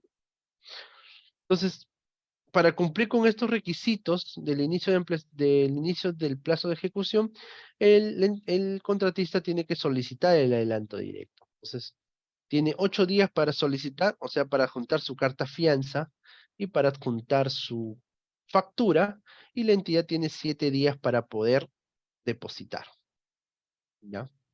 ¿Qué pasaría si dentro de los 15 días que otorga la normativa, la entidad no cumple con ello, ¿no? ¿Sabes que no has cumplido? El contratista puede resolver el contrato. ¿Sabes que puede no firmar, puede anular el contrato y allí queda, ¿no? Pero no he visto muchos casos de ellos, ¿no? Sino que también la normativa dice, si no se cumplen en los 15 días, la normativa le da otros 15 días más para que pueda cumplir con ese proceso, ¿no? Terminar con ese proceso. Si dentro de los 15 días adicionales no cumple la entidad todavía, ¿no? Ya es un acuerdo con el contratista, ¿no? Ya se acuerda con el contratista cuando se inicia, ¿no? De repente faltas tan solo que le paguen el adelanto directo, no falta una firma o un visto para que le paguen, por eso es que está demorando. Entonces, acuerdan una fecha con el contratista para poder tener, ¿no? Ya sabes que en 3 días que salga el adelanto, ahí iniciamos. Ahí iniciamos el plazo. Yo termino los 5 requisitos y al día siguiente inicia el plazo de ejecución de obra. Al día siguiente.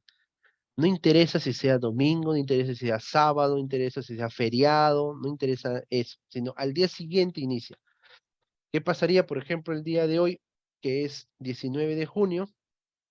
Me depositaron mi adelanto directo, ya terminé con los 5 ya. Este nomás faltaba.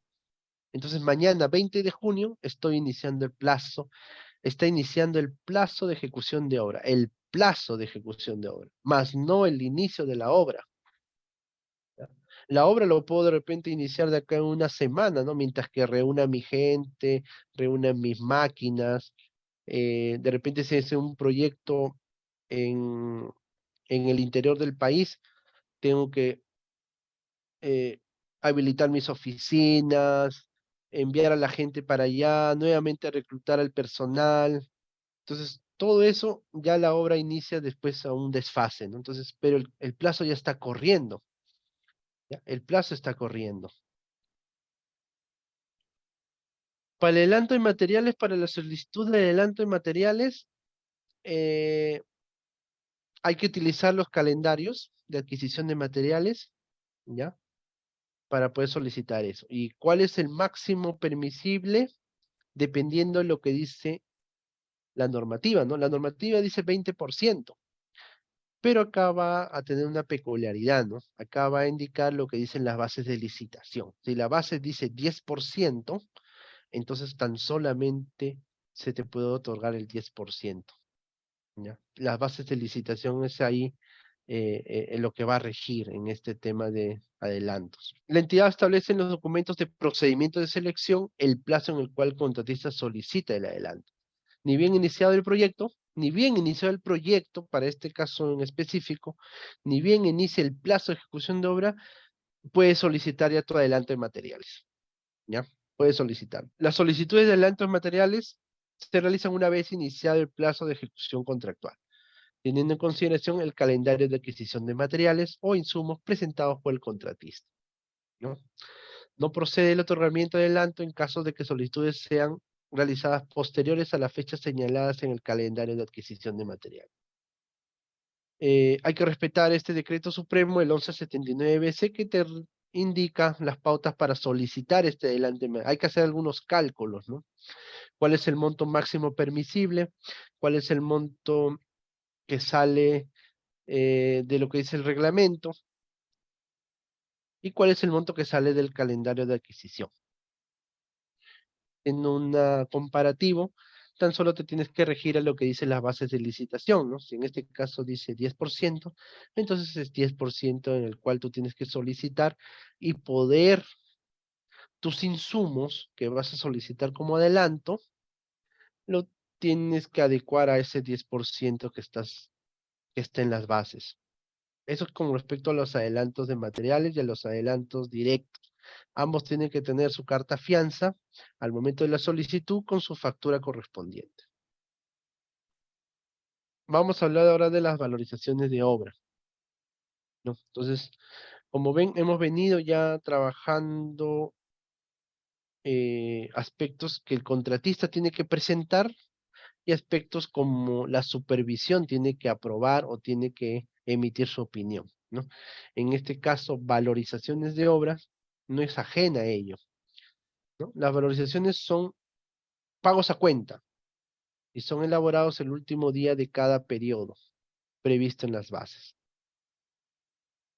En el caso de obras contratadas bajo precios unitarios, ¿no? Se valorizan en función de los metrados ejecutados, ¿ya? Hay que resaltar esa palabra siempre, metrados ejecutados, ¿ya? Con los precios ofertados, ¿no? Y le agregas el IGB, las utilidades, los gastos generales, de acuerdo a lo que has ofertado, ¿no? Por el contratista. En el caso de suma alzada es igual, se formulan en función a metrados ejecutados, ¿ya? También a metrados ejecutados, aplicando las partidas por sus precios unitarios, por su gastos generales y todo ello, ¿no? Utilidad y todo ello, ¿no? Entonces, en ambos casos son por metrados ejecutados. Si bien es cierto, en un contrato de suma alzada, yo voy a valorizar el total, ¿no? Si yo, por ejemplo, tengo 100 metros cúbicos de concreto y en campo tan solo he hecho 80 metros cúbicos y ya se terminó la partida de concreto, entonces esa partida ya se cierra en la próxima valorización de repente con los 20 que queda restantes, ¿no? Pero al momento de generar las valorizaciones mensuales, tengo que hacer con los metrados ejecutados, con los metrados ejecutados.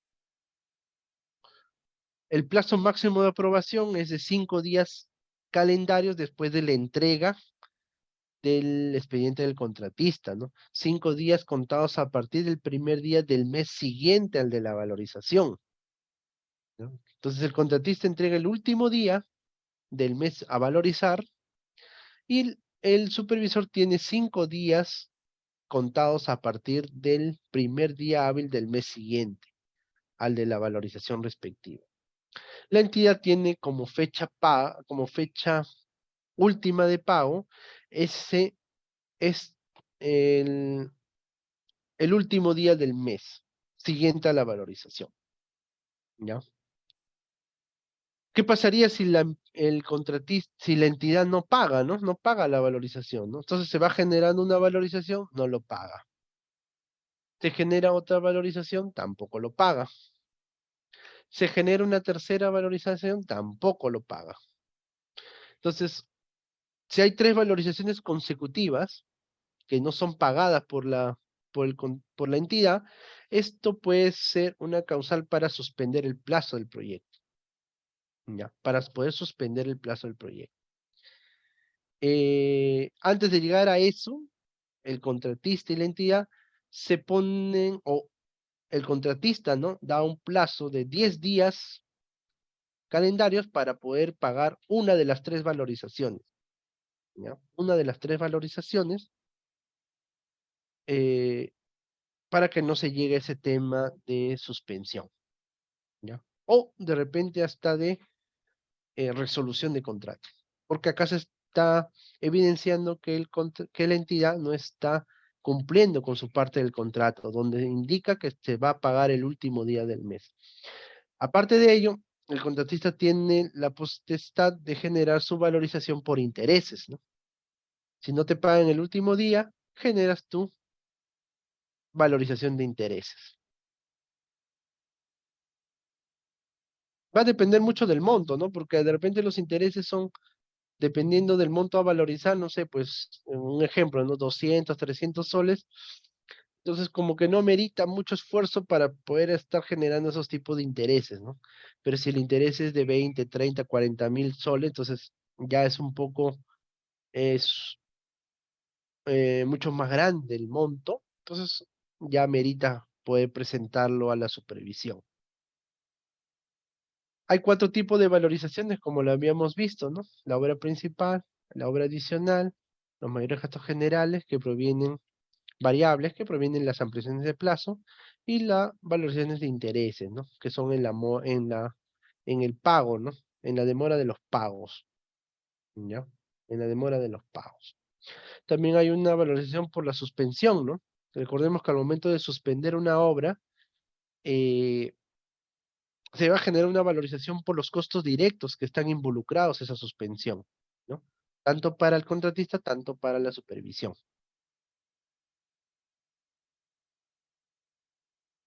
Obra principal, bueno, es la obra del contrato, ¿no? El obra el adicional, ya hemos visto, ¿no? Los adicionales de obra, ¿no? Que tienen su propio expedientillo y ello va a generar su su propia valorización. Por eso es que acá vamos a ver en algunos proyectos que dicen, bueno, en algunos no, casi en la mayoría de los proyectos dicen valorización de obra número 1 del adicional de obra número 2, algo así, ¿no? Valorización de obra número 2 del adicional de obra número 2.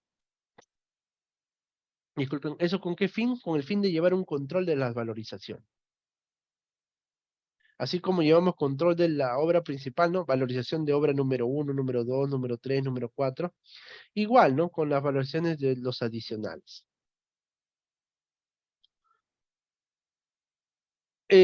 Para poder el contratista tiene que conciliar los metrados con la supervisión, ¿no? Tiene que conciliar los metrados con la supervisión en el tiempo que le corresponde, ¿ya? Con el fin de cerrar estos metrados y poder generar la valorización correspondiente. Los reajustes también son importantes en este tipo de obras públicas, ¿no? Porque nos van a permitir actualizar los precios a la fecha de valorización, ¿no? Si bien es cierto, nosotros tenemos en nuestro expediente técnico una fecha base, ¿no? Una fecha base. eh, Tenemos que ver o tenemos que analizar que hay hay una actualización de los precios. Y esto se hacen con los reajustes del INEI, ¿no? Los índices unificados de precios los sacamos del INEI. Entonces acá están los índices unificados de los 80 códigos. Hay un diccionario también del INEI que te indica cuáles son los índices unificados para los diversos tipos de materiales, ¿no? Entonces nosotros como parte de mi proyecto estamos en el sector 2, que es en el sector de Lima, ¿no? El sector número 2, el área geográfica número 2, y podemos obtener ahí los índices unificados de junio, que es nuestra fecha base. Y este, por ejemplo, es los índices unificados del mes a valorizar, ¿no? 2022, ¿no? Que van a de repente hacer va a haber un incremento, ¿no? Un incremento del reajuste, ¿no? Un incremento del precio. Entonces ello se saca con las fórmulas polinómicas, ¿no? Nosotros hay que tener en cuenta que las fórmulas polinómicas justamente es la representación matemática de esta actualización del precio, ¿no? Esto tiene una peculiaridad, ¿no? Las fórmulas polinómicas, el coeficiente de la fórmula tiene 8 monomios, máximo 8 monomios, y son también 8 fórmulas polinómicas por proyecto, ¿no? cada coeficiente de la fórmula tiene que ser mayor a 0.005, ¿no? Cada coeficiente a 0.05. Y la sumatoria de estos coeficientes tienen que ser igual a la unidad, ¿no? Tiene que ser igual a la unidad. Nosotros calculamos con el índice base y tenemos también el índice de noviembre o de la fecha a valorizar, ¿no? Los índices unificados salen las quincenas de cada mes, ¿no? Por ejemplo, el índice de, ahorita estamos junio, va a salir lo de mayo, ¿no? Los índices unificados de mayo van a salir ahora entre la quincena y el 20 de junio, ¿no? Y con eso vamos a calcular nuestro K. Ya en la liquidación de obra, ya calculamos los verdaderos índices por cada mes valorizado, porque ya vamos a tener todos los índices unificados. Entonces acá tenemos el coeficiente de incidencia, el porcentaje de incidencia, los índices, ¿no? Entonces acá para calcular, por ejemplo, cuando hay dos porcentajes, tenemos que calcular de una forma ponderada, ¿no? No podemos calcular multiplicándolo de arriba y multiplicándolo de abajo y dividiéndolo, ¿no? No, sino que se calcula de una forma ponderada. Eso lo dice justamente el Decreto Supremo 1179-BC. Y con eso calculamos también las amortizaciones, ¿no? Por ejemplo, la amortización del adelanto directo es el porcentaje que sea el porcentaje del adelanto por la valorización, ¿no? En este caso el porcentaje es 10% porque el adelanto directo es el 10% del monto contractual, ¿no? Entonces este 10% por el monto valorizado. Y ahí tenemos nuestra amortización. Pero para los adelantos o las amortizaciones de los materiales ya es otra forma diferente, ¿no? Se calcula con, con el cronograma que hemos tenido en cuenta, con el cronograma de adquisición de materiales y con el sustento que has solicitado al momento de pedir este adelanto, ¿ya? Tenemos el adelanto solicitado, por ejemplo, para acero corrugado, tenemos el monto solicitado. Acá vamos a utilizar tres índices, el índice base, el índice del mes que te pagaron el mes que te pagaron el adelanto y el índice del mes a valorizar. Entonces vamos a usar tres índices. Aparte de ello, vamos a utilizar el coeficiente de incidencia del monomio donde esté registrado este índice unificado, así como con su porcentaje de participación. Vamos a calcular el adelanto utilizado, el adelanto deflactado y los reintegros que no corresponden, ¿no? Y finalmente la amortización. Entonces es todo un cálculo que se realiza para poder calcular estos adelantos de materiales, ¿no? Entonces, tenemos el adelanto directo, tenemos la amortización del adelanto directo, tenemos la amortización del adelanto de materiales, entonces ya con ello podemos nosotros calcular el neto a pagar, ¿no? ¿Cómo calculamos nuestra valorización? Nuestra valorización es la valorización contractual, ¿no? La valorización contractual más los reajustes, ¿ya? Más los reajustes. Ahora, los reajustes tienen justamente allá incluidos las deducciones que no corresponden.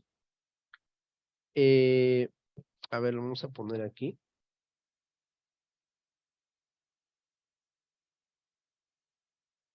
Entonces, el neto a pagar es igual a la valorización de contractual más los reajustes menos las amortizaciones menos las penalidades, ¿no? Menos las penalidades. Si es que hubiera algún tipo de penalidad, ¿no? A todo ello más el IGB, ¿no? Más el IGB. Entonces, de esta forma calculamos nosotros De esta forma calculamos nosotros nuestro neto a pagar, ¿no? La versión contractual más los reajustes. En estos reajustes ya está incluido estas deducciones. Le quitamos las amortizaciones, le quitamos la penalidad si es que hubiera algo, ¿ya? Amortizaciones por los adelantos, las penalidades si hay algún incumplimiento por parte del contratista, que pueden ser deducidas o pueden ser aplicadas en la valorización o también pueden ser aplicadas en la liquidación. Eso no hay ningún tipo de problema, ¿no? Y finalmente el IGB y con eso se emite la factura para pagar. El calendario de obra valorizado, ¿no? Es el documento que nos va a servir cómo tiene que avanzar el proyecto económicamente, ¿no? Nos da una cierta flujo de caja, ¿no? Porque estas son las valorizaciones que vamos a proyectar por cada mes de avance de obra, ¿no? ¿Qué dato importante sale de este calendario de obra valorizado? Nos sale la curvatura S, ¿no? O la curva S, ¿no? Es una representación gráfica de estos acumulados para saber cómo está yendo nuestro proyecto, ¿no? Es un documento en el que consta la programación valorizada de la ejecución de la obra, ¿no? Por periodos determinados. Básicamente ello, ¿no? Básicamente estos porcentajes programados, y estos porcentajes ejecutados, ¿no? Ejecutados. Acá vamos a ver cómo se está comportando nuestro proyecto a lo largo del tiempo y si estamos cumpliendo con la programación o nos estamos desviando mucho de repente o estamos muy pegados, ¿no? En este caso nosotros podemos ver en esta curvatura, en esta curva S o en este gráfico de avance, que el ejecutado tiene una tendencia casi eh, vertical, ¿no? Por acá, ¿no? Una tendencia casi vertical, pero que no llega a subir drásticamente para poder llegar al 100% del proyecto, ¿no? Podemos notar también que si sacamos el 80% de este avance programado, nosotros estamos por debajo del 80%, ¿no? Lo cual ameritaría de repente generar un cronograma acelerado de obra, ¿no?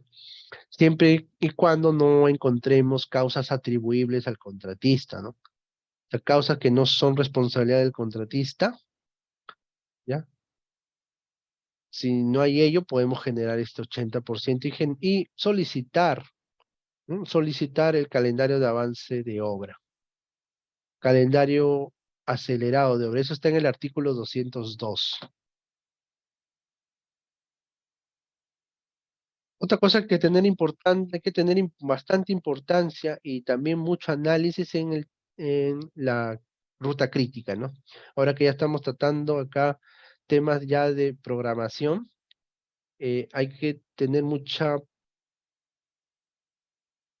análisis técnico, se puede decir, para los temas de ruta crítica del programa de ejecución de obras, ¿no? Según el PMBOK, una ruta crítica o una partida de la ruta crítica es una partida que admite una holgura total igual a cero, ¿no? O sea, su holgura total es igual a cero, ¿ya? Allí podemos decir que esa partida es parte de la ruta crítica, ¿ya? No tan solo guiarnos porque esté pintado de color rojo, quiere decir que sea ruta crítica, ¿no? Podemos utilizar cualquier software de gestión de proyectos, el Project, el Primavera, el Asta Project u otro, y no necesariamente va a decir que el rojo es ruta crítica, porque eh, podemos modificar esa propiedad para que pueda ser de otro color y no se evidencie eso, ¿no? Tenemos que trabajar con las holguras al momento de analizar las rutas críticas de ejecuciones de obra, ¿no? Entonces acá nos dice que es una secuencia programada de las actividades constructivas de una obra cuya operación afecta al plazo total de ejecución. Las actividades que modifican el calendario contractual son aquellas incluidas en la ruta crítica, ¿no? Y las ampliaciones de plazo van directamente a la ruta crítica, ¿no? Una ampliación de plazo va a ser efectiva o se va a conceder cuando afecte la ruta crítica del proyecto. Por eso hay que revisar mucho el cronograma Gantt y también el PER-CPM, ¿ya? Y sobre todo las holguras. Disculpen. La ruta crítica es la secuencia de actividades que no tiene holgura. La holgura es cero, ¿ya? La holgura es cero, o sea, no admite una holgura para su ejecución.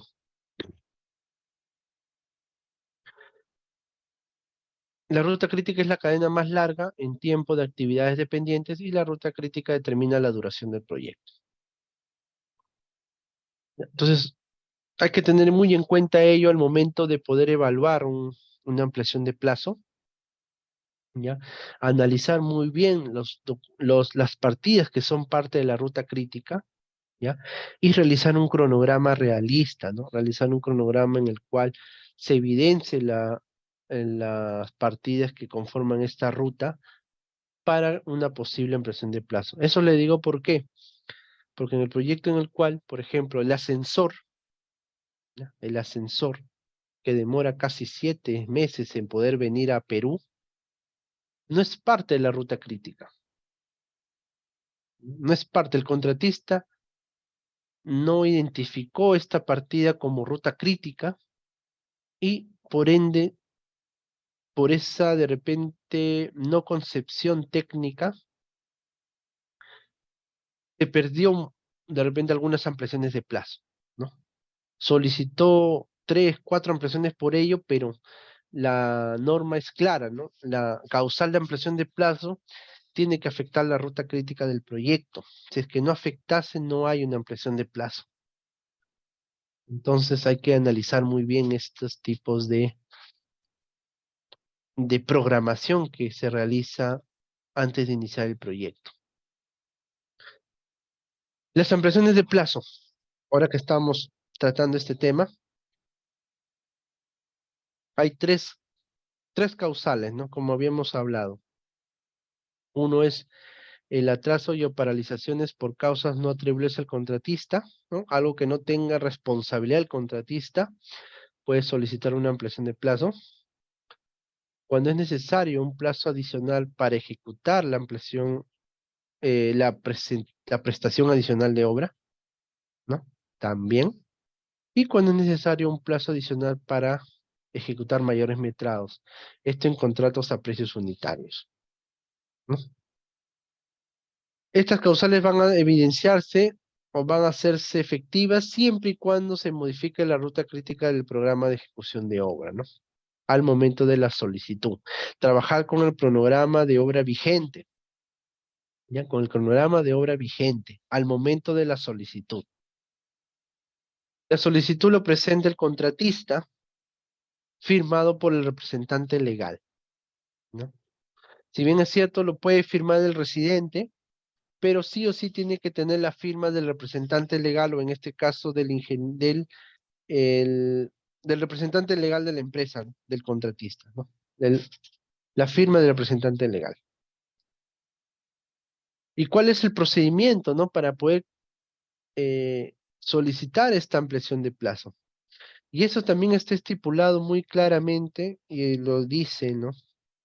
Esta opinión de la OCE, la 11/2022, lo dice muy claro, ¿no? Primero hay que anotar el inicio de la causal de ampliación de plazo en el cuaderno de obra, ¿ya? Hay que anotar ese inicio. Y también hay que anotar el fin, ¿ya? Esos dos hitos deben ser claros, deben ser precisos, ¿ya? No debe haber una malinterpretación por parte del supervisor, ¿ya? Debe ser conciso. Entonces, ese es el inicio de una ampliación de plazo, ¿no? Tener el inicio y el fin estipulados en el cuaderno de obra, de una forma muy clara, de una forma muy concisa, ¿ya? Que no lleve a mal interpretación. Porque de no hacerse ello, te pueden denegar la ampliación de plazo, ¿ya? Te pueden denegar por la forma, no por el fondo, sino por la forma. Seguido ello, el contratista tiene 15 días, ¿no? Ya cuando se termina el fin de la causal, tiene 15 días para presentar su informe, ¿no? O su informe de ampliación de plazo. Tiene 15 días para ello, ante el supervisor. El supervisor tiene 5 días hábiles, en el cual va a revisar la ampliación de plazo, en el cual va a darle una cierta, un sustento técnico, en el cual va a poder analizar la solicitud, si está cumpliendo con lo que dice el procedimiento, ¿no? Si está cumpliendo con ello, si está afectando la ruta crítica. Tiene 5 días hábiles y presenta su informe a la entidad. La entidad tiene 15 días hábiles para poder responder o emitir un juicio o emitir una opinión a través de un acto resolutivo, ¿ya? De un acto resolutivo. Al momento de la solicitud de ampliación de plazo por el contratista, si bien es cierto, lo envía con carta al supervisor, pero también le envía una carta a la entidad. O sea, la entidad ya sabe ya desde el día 1 que tiene una ampliación de plazo vigente. ¿Qué pasaría si el supervisor no responde dentro de sus 5 días hábiles? Eso no hay ningún problema. La entidad tiene los 15 días hábiles y el tiempo del supervisor para responder, ¿no? Ya tiene 20 días hábiles para responder su ampliación de plazo. ¿Qué pasaría si la entidad tampoco responde, ¿no? Dentro de esos 20 días hábiles. Se da por consentida, ¿no? Se da por consentida lo que ha indicado el contratista, ¿no? Se da por consentida. Pero ¿qué pasaría si el supervisor responde y la entidad dentro de los 15 días hábiles siguientes no responde, no dice nada? Se da por consentida lo que dice el supervisor. Se da por aprobado la opinión del supervisor. Teniendo esta ampliación de plazo, va a generar mucha, o sea, va a repercutir en muchas cosas, ¿no? En uno, que va a generarse una valorización, pero previa a esa valorización, el contratista tiene 7 días para poder presentar su calendario per CPM actualizado por esta ampliación de plazo, ¿no? Tiene 7 días para presentar ello.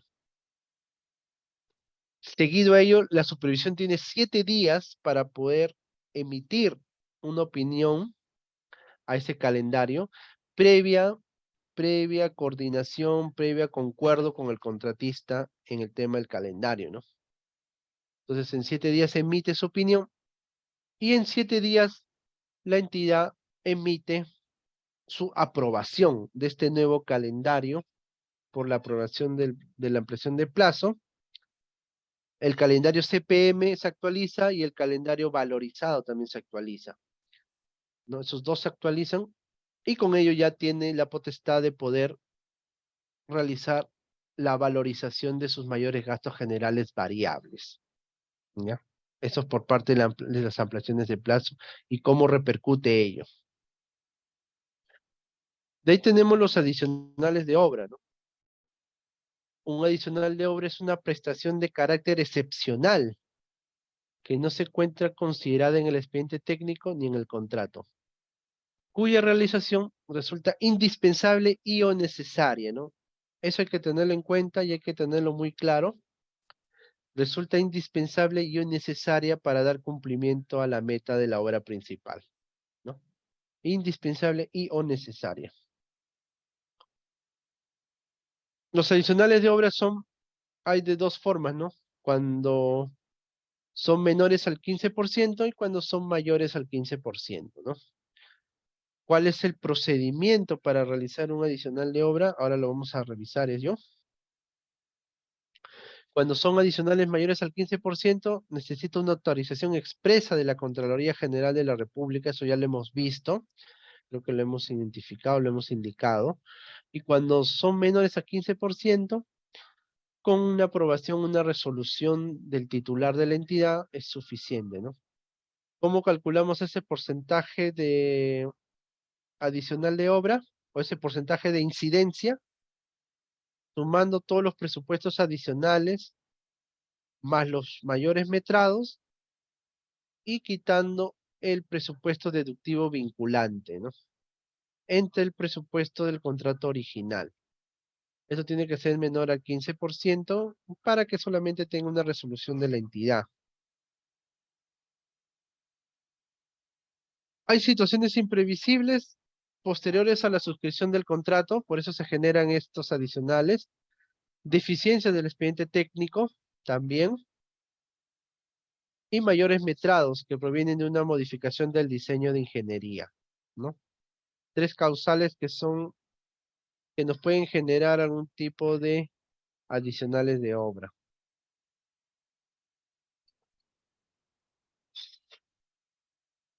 Bueno, acá hemos visto la incidencia de los presupuestos adicionales, ¿no? Los mayores metrados, las prestaciones adicionales, eh, le quitamos los presupuestos deductivos vinculantes y lo dividimos entre el MC, ¿no? Entre el monto contractual, o el MCO que aparece, ¿no? El monto contractual original.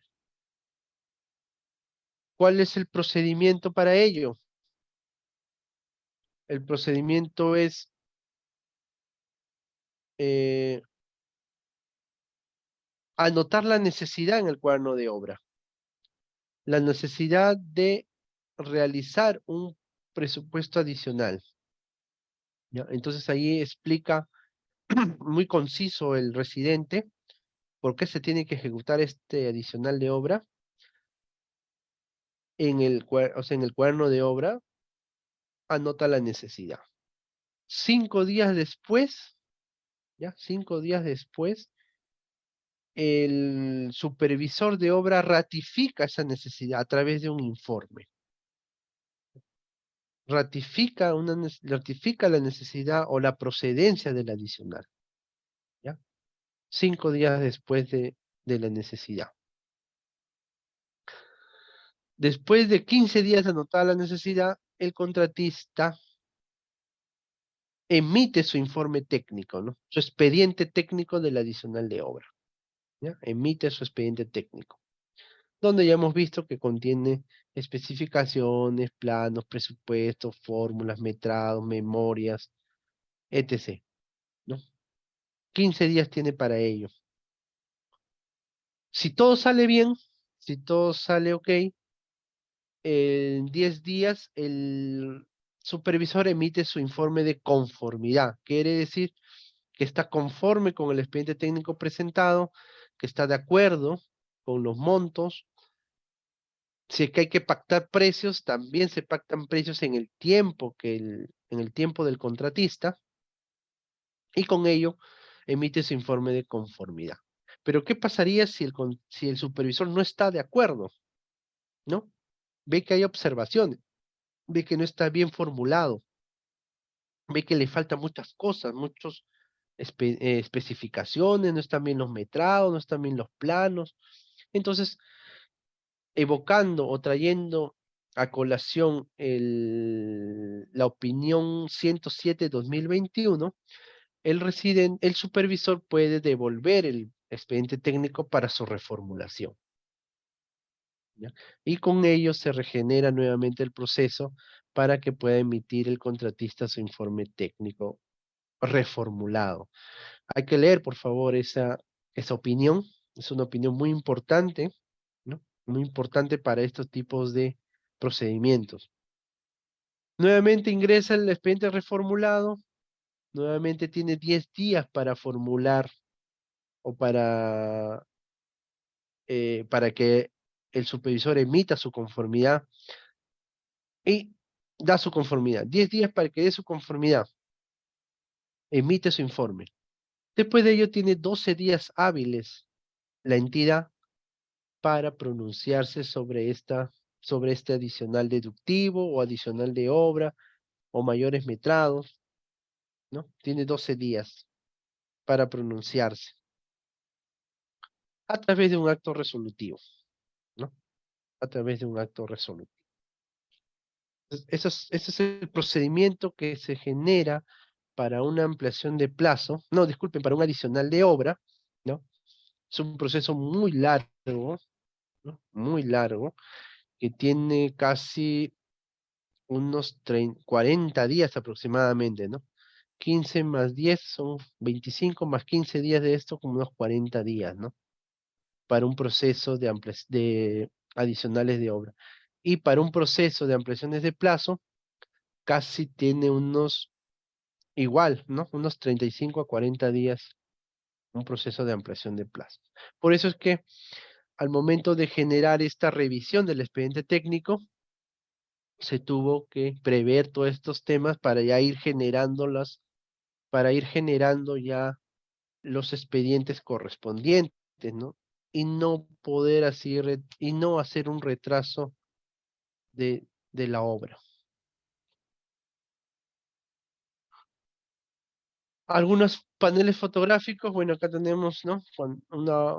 El proyecto que está acá alzándose ya con el tema de las losas. Acá los vaciados que estamos generando a través de las bombas, a través de los mixers, ¿no? A los diferentes pisos, siempre teniendo en cuenta la seguridad del caso, ¿no?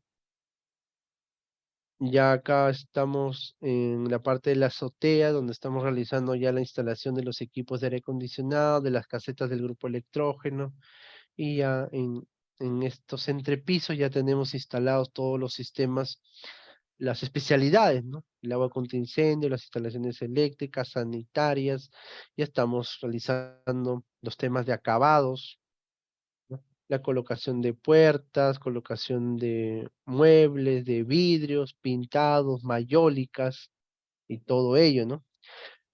Haciendo a colación a qué pasaría en ambos casos, no siendo adicionales o ampliaciones de plazo, no se genera, no se genera el tema del pronunciamiento de la entidad dentro de los 12 días hábiles, ¿no?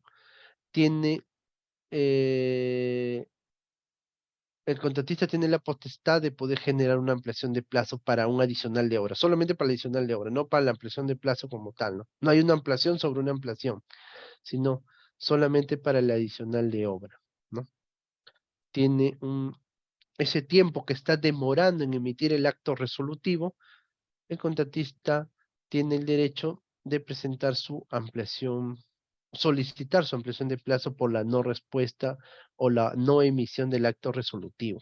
Acá tenemos, bueno, las fotografías que muestran justamente las partes ya de los entrepisos, donde están todos ya los sistemas de agua contra incendio, los sistemas eléctricos, ya los sistemas de ductos de ventilación, sanitarias y todo ello, ¿no? Bueno, eso se quería transmitir el día de hoy en este taller, ¿no? Haciendo mucha referencia a lo que son los adicionales y las ampliaciones, haciendo mucha referencia a ello, con el fin de que se pueda haber dilucidado de repente algunas dudas y poder así también expresarles cuáles son las opiniones que están bien marcadas al momento de generar estos documentos, ¿no? Que son los más valiosos en todo proyecto de construcción de obra pública o de ejecución contractual, ¿no? Los quiero invitar a que puedan obtener la certificación de este seminario de residencia y supervisión de obras, ¿no? En el cual lo hemos enmarcado en algo muy didáctico, ¿no? Algo muy práctico, con algunos puntos muy importantes a tomar en cuenta al momento de que gestionemos estos tipos de proyectos, ¿no? Siempre respetando los procedimientos, respetando lo que dice el reglamento. Acá haciendo un plus, los mecanismos de resolución de disputas, ¿no? Son tres mecanismos que hay para resolver disputas o resolver controversias o resolver algunos problemas dentro del proyecto, que son la conciliación por un lado, la Junta de Resolución de Disputas, la JCRD, y el arbitraje, ¿no? El arbitraje. Actualmente en el proyecto en el cual nos encontramos o me encuentro, tiene una Junta de Resolución de Disputas instaladas. Ellos emiten opiniones vinculantes. ¿Qué quiere decir ello? Que emiten opiniones que son de aplicación e inmediata y obligatoria para el proyecto. ¿Ya? Emiten decisiones para el proyecto. Así como también emiten algunas opiniones que no son vinculantes y que ya va a depender de las partes, ¿no? Estos mecanismos de resolución de disputas son o tienen carácter tripartito, ¿no? Básicamente está la entidad, el contratista y, el, y la JRD, ¿no? La JRD. Entonces es un contrato tripartito en el cual los tres se comprometen a poder acatar las decisiones que tomen la JRD para con el proyecto. Es un mecanismo nuevo, relativamente nuevo, tiene 5 o 6 años, relativamente nuevo. Ya se está involucrando mucho en los proyectos de obras públicas. Los invito a poder a leer la directiva, ¿no? La 12/2019, donde te va a indicar cuáles son sus alcances, funciones, responsabilidades, quiénes pertenecen a la Junta de Resolución de Disputas, y con ello poder hacerle buen uso si es que lo tienes instalado en tu proyecto, ¿no? Si lo tienes instalado en tu proyecto, darle un buen uso a estos profesionales que son expertos en la materia, expertos en temas de contratación y construcción, ¿no? Bueno, los invito, como les comento, les vuelvo a repetir, que puedan obtener la certificación, ¿no? De este importante taller, y conmigo será hasta otra oportunidad para poder dar mayores alcances de otras, otros cursos u otros temas a tratarse en el sector tanto privado como público. Conmigo sería todo. Muy buenas noches.